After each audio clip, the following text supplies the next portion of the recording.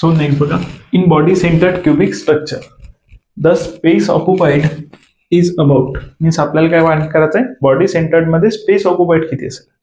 So जे body centred मध्ये space occupied असेल, 3 टाईपचे स्ट्रक्चर असतात, body centred cubic, face centred cubic and simple cubic. So याच्यात जे स्पेस ऑक्युपाइड असेल तीच असेल त्याची पॅकिंग इफिशियन्सी.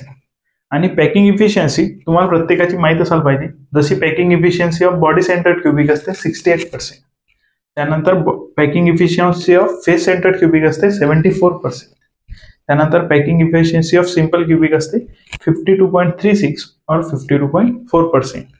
सो आपल्याला विचारला बॉडी सेंटर्ड क्युबिक स्ट्रक्चर. कधी क्वेश्चन आला होता? मार्च 13 ला बोर्ड एमसीक्यूज मध्ये क्वेश्चन होता. So packing efficiency equal to काय असेल, स्पेस ऑक्युपाइड, आणि किती आहे ती 68%.